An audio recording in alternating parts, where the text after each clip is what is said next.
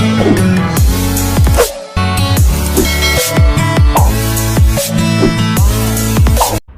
guys, my name is Raul. Welcome to another YouTube tutorial dito sa aking channel. If you are new my channel, welcome and thank you so much for watching. Please click the subscribe button and the notification beside that so you can't miss any of my uploads. And please click the thumbs up to show some support of my channel. So in today's video, I just wanted to share some of my tips kung paano ko gagawin ang pag-manual reset ng ating mga Bluetooth speaker dahil nga pinaglalaruan. And po pwede nyo rin po itong i-share guys sa inyong mga relatives, or friends, boyfriends, girlfriends, at kung ano man ang tawag ninyo sa isa't isa. Please watch! Guys, don't worry, meron tayong other option. May alternative way tayo kung paano natin i-reset yung speaker natin kung hindi nga gumagana yung kanyang Bluetooth. Ngayon, ima-manual reset natin siya. Okay. So, pupunta kayo dito sa likod. Okay, yung button na itong bilog na yan. Yan. Okay, ipipress natin yan ng 5 seconds. Okay, so pag nipipress natin ng 5 seconds yan, 1, 2, 3, 4, 5, 6, 7. Mali. 1, 2, 3, 4, 5. Okay. Sorry. Mali sa pagbilang. Hindi na ako marunong magbilang. Balik tayo sa top. Okay, sa top.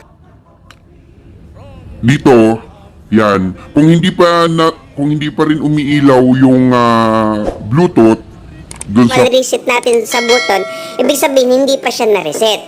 Okay, pero don't worry. Okay, ito yung gagawin natin, guys. Itong positive at saka negative, ipipress natin sabay yan ng 13 seconds. Okay, 1, 2, 3, 4, 5, 6, 7, 8, 9, 10, 11, 12, 13. Okay? Huwag masyadong madiin para hindi naman masisira.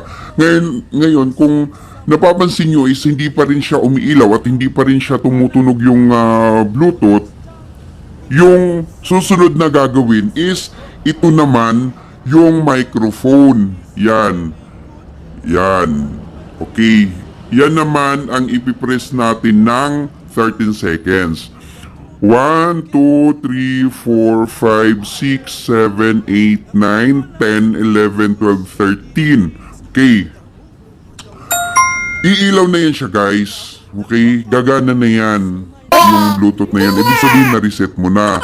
Ngayon, pag umilaw na yan, pupunta ka na sa settings ng cellphone ninyo at pumunta kayo sa Bluetooth.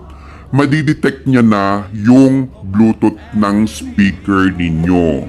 Okay? So, i-rename nyo na lang kasi nga nireset natin siya. So, ang makikita ninyo sa Bluetooth, ang mag-a-appear sa Bluetooth ninyo is JBL Link 300. Merong mga numbers. So, kung gusto ninyo na ipangalan sa inyo yung speaker ninyo, i-reset nyo na lang yan. Okay? Yun guys, ito yung second option. Maraming salamat.